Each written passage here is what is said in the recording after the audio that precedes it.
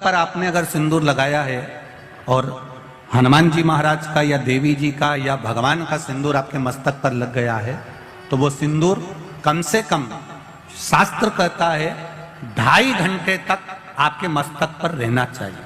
कितने घंटे तक रहना चाहिए? जम के बोलो जरा। 2.5 घंटे तक रहना चाहिए। कारण क्या है?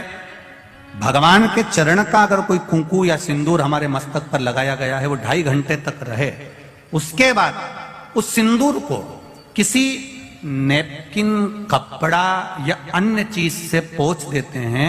पोंछने के बाद वो गलत जगह पर टंग जाता है, लोग उसका गलत हाथ का प्रयोग कर लेते हैं। वो जितनी जगह गलत जगह जाता है उतना दोष हमको लगते चले जाता है। इसलिए उस सिंदूर का क्रम है कि कोई पुष्प है, उस पुष्प से उस सिंदूर को लगा लिया जाता है। कोई पत्ती है, उससे सिंदूर को लगा लिया जाता है, उस पुष्प को। फिर विसर्जन में, अगर विसर्जन में नहीं रख सकते तो अपने घर में जो गमला होता है जिसमें पौधा लगा होता है, उस पौधे में उसको डाल दिया जाता है, जिससे वो सिंदूर उसमें मिल जाए और हमारे घर में सदा रहे। पर हमने कोई टाविल, होटल में ठहरे तो होटल के टाविल से पोंछ दिया, कहीं ठहरे थे तो दीवार से पोंछ दिया, कहीं लगा दिया। उसका दोष है, उसका दोष।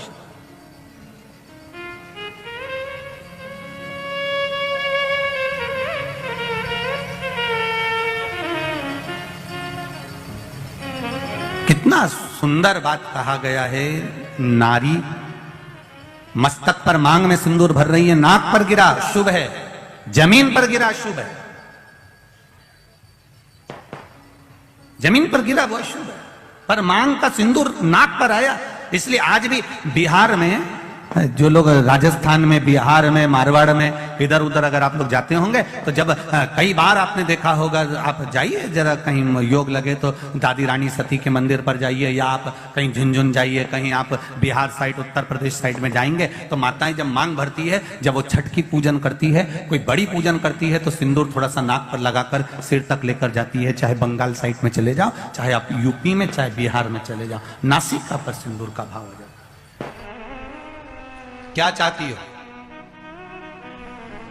आज आपके मस्तक पर सिंदूरा देखा है, मांग भरी देखी है। ये मांग का जो नियम है, ये यहां से लेकर यहां तक भरने का है, ये कहां से प्रकट हुआ है? इसकी प्रागट्यता केवल मांग में ही क्यों सिंदूरा भरा जाता है उसकी। और मांग भी सीधी भी होती है, किसी की आड़ी टेढ़ी भी होती है, अर्थात उसमें कहीं ना कहीं बल थोड़ा सा रह ही जाता है।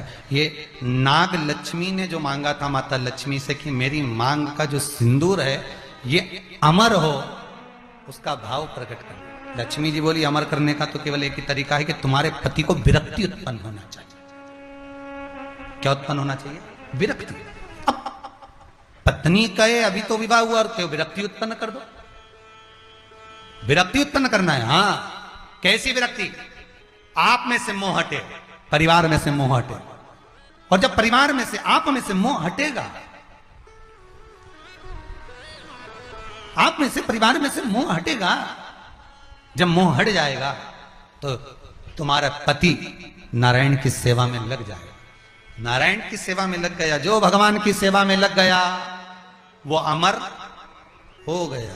भले आप देखना, फिर वही वाली बात आ गई, एक होता है व्यक्ति, एक होता है व्यक्तित्ववान। दो होते हैं। कौन कौन होते हैं? एक व्यक्ति, एक व्यक्तित्ववान। एक व्यक्ति होता है और एक व्यक्तित्ववान होता है। व्यक्ति मरता है, उसको कोई याद नहीं करता, 13 दिन के बाद सब भूल जाता है। पर व्यक्तित्ववान जब मरता है उसको सब याद करते हैं कि व्यक्तित्ववान व्यक्ति मर गया। भजन करने वाला, नाम जाप करने वाला, नाम स्मरण करने वाला, नाम कीर्तन करने वाला, भगवत भक्ति में डूबने वाला, ये मर गया। तो भगवान की भक्ति में जो डूब गया वो अमर ही तो हो गया। स्त्री को हल्के में ले लेना, पर उसके मांग के सिंदूर को हल्के में मत लेना। उसके मांग के सिंदूर में वो बल होता। महाराज, जब स्त्री हाथ, स्त्री को हल्के में ले लेना, पर उसके मांग के सिंदूर को हल्के में मत लेना। उसके मांग के सिंदूर में वो बल होता। महाराज, जब स्त्री हाथ में सिंदूरा लेती है ना, आपके इधर कैसे सिंदूर लगाते हैं हमको तो नहीं मालूम, पर सुहागन स्त्री जिसकी शादी हो गई, वो स्त्री जब अपने हाथ में सिंदूरा लेती है, स्त्री कभी भी सिंदूर जब लगाती है तो सिंदूर की डब्बी को कहीं रखकर नहीं लगाती, हमेशा याद रखती। जिस नारी सिंदूरे को नीचे रख दिया या सिंदूरे को अलमारी पर रख दिया या सिंदूरे को टेबल पर रख दिया और उसमें से लेके सिंदूर लगा रही है, तो वो नारी, हाँ एक जगह पर सिंदूरा रखा जा सकता है, जब आप सुहागल कर रहे हो, कोई पूजन कर रहे हो, तो आप देवी जी को, गणेश जी को जो सिंदूर चढ़ा रहे हो वो चढ़ा हुआ जमीन पर भी रखा हुआ मांग में धर सकते हो। पर जब आप स्वयं 16 श्रृंगार कर रहे हो, उस जगह पर सिंदूरा जमीन पर नहीं रखा जाता। सिंदूरा जमीन पर रखा हो और नारी मांग का सिंदूर भरती हो तो पति को रोग ग्रसित करता ही है, पति रोगीला होता ही है, ये निश्चित है। उसका पति रोगीला जरूर होगा, ये निश्चित है, उसको रोग जरूर घेरेगा, ये पक्का है। स्त्री जब सिंदूरा में, यहां तक शास्त्र प्रमाण देता है कि एक दुल्हन पहली बार जब मांग भरती है और पति उसकी मांग भरता है, तो पति के भी हाथ में सिंदूरा पकड़ाया जाता है और पति अपने हाथ से उस मांग को भरता है। पति के हाथ में सिंदूरा पकड़ाया जाता है। वो सिंदूरा साधारण नहीं है।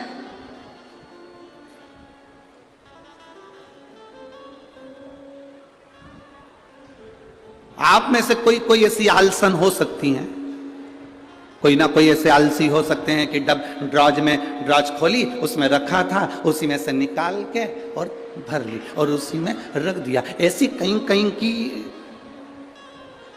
मिस इंडिया हो सकती है, ऐसी कहीं कहीं की। पर मेरा विश्वास कहता है भिंड जिले की तो नहीं कह सकता कि ऐसी होगी। भिंड जिले की जितनी होंगी हाथ में सिंदूरा लेकर सिर पर मांग भरने वाली ही होगी। सिंदूरा हाथ में लेकर, तो स्त्री को हल्के में ले लो पर उसके सिंदूर को हल्के में नहीं ले सकते। सिंदूर में वो बल होता।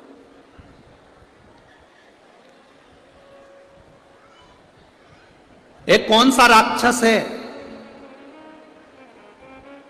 जिसका संहार,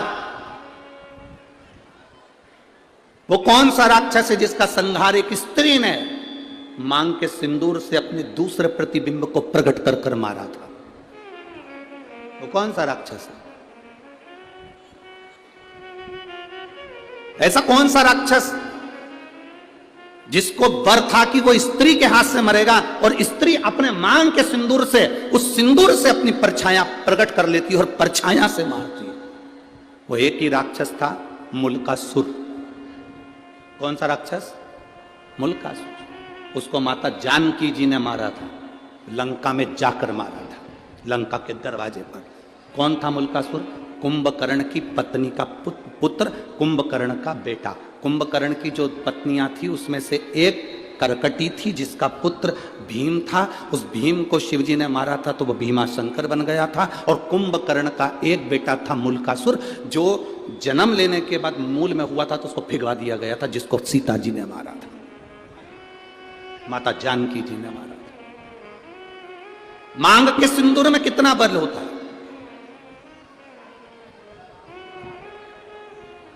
मांग के सिंदूर में कितनी तेजता होती है, कितना बल होता है, ये स्त्री जाने।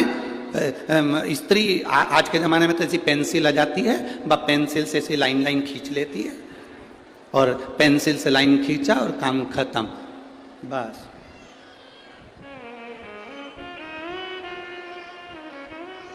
नहीं नहीं भाई,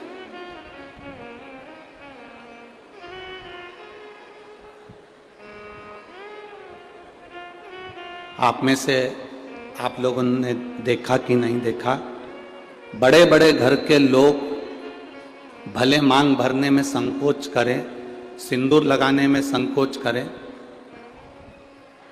पर तुम्हारे यहाँ पर कोई काम करने वाली आई हो ना, तुम्हारे यहाँ कोई बर्तन मांजने वाली आई हो, वजन ढोने वाली, ईंट रखने वाली, फावड़ा गेती रखने वाली, रेत भरने वाली, वो काम करने वाली स्त्री को देखना।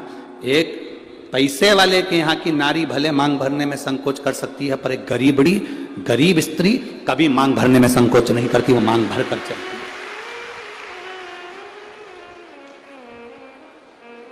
आपके यहाँ कोई बर्तन मांजने वाला आते हो, आपके यहाँ कोई झाड़ू लगाने वाली आती हो, आपके यहाँ कोई पोछा लगाने वाली आती हो, आपके यहाँ तगाड़ी ढोने वाली आती हो, वो स्त्री मांग में सिंदूर भर कर चलती है। बोलो री जी आप लोगों ने देखा है कि नहीं देखा? ईमानदारी से बोलना हो। कथा ऐसे नहीं चलती कि महाराज ने बोल दिया तुमने स्वीकार कर लिया, तुम तो दिल से बोलो कि तुमने देखा कि नहीं देखा।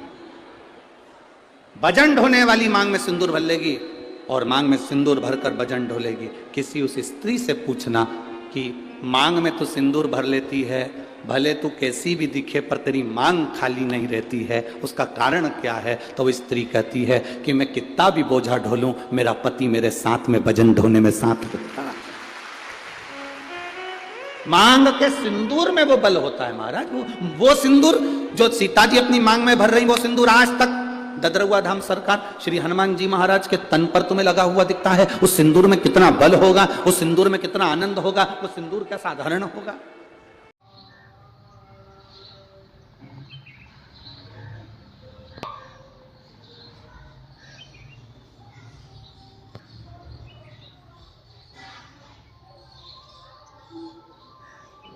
जय श्री गणपति बप्पा बोरिया, आधा लड्डू चोरिया। जय श्री गणेश, जय श्री गणेश। आज जो गणेश जी को लाइक करेगा उसके घर धन लक्ष्मी में बहुत सारा लाभ मिलेगा। जय श्री गणेश, जय श्री गणेश, जय श्री गणेश, जय श्री गणेश, जय श्री गणेश, जय श्री गणेश, जय श्री गणेश, जय श्री गणेश, जय श्री गणेश, जय श्री गणेश।